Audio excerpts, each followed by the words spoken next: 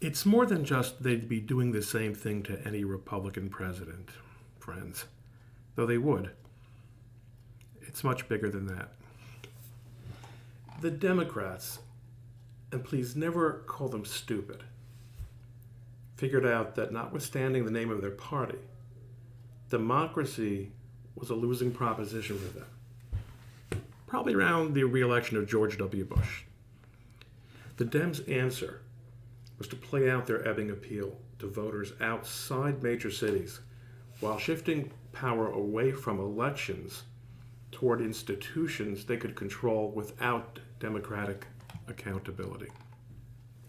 These include, of course, government bureaucracies, unions, especially public employee unions, certain parts of the judiciary, the press, and universities.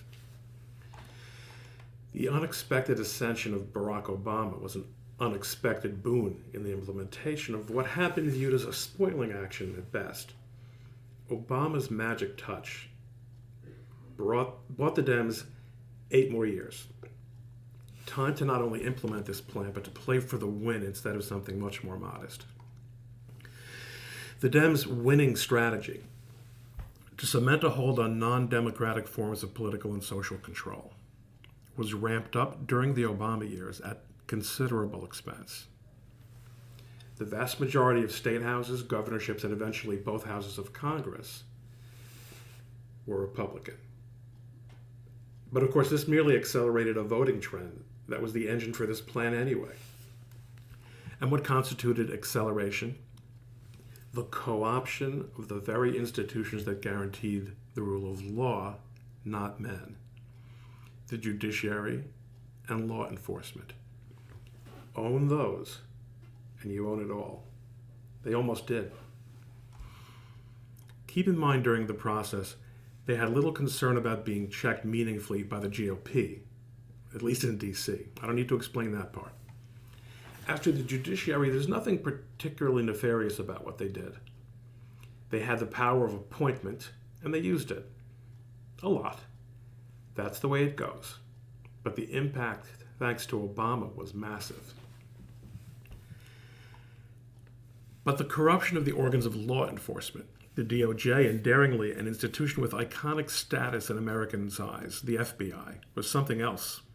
Above the field office level, it was, we see, bold and brutal.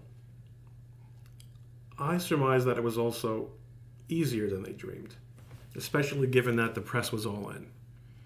No Woodward and Bernstein would spoil their plans. Obama was the wild card. His 8 years was the difference between playing for delay and playing to win. Turned out, there were a couple of wild cards they didn't count on, however. One was social media. The other? I'll let you guess. I'll be the first to admit, I certainly didn't expect it. Who knows what's in store next? No one should count his chips. And remember, God runs the world. And that world has been compared to a very narrow bridge which we can easily cross unless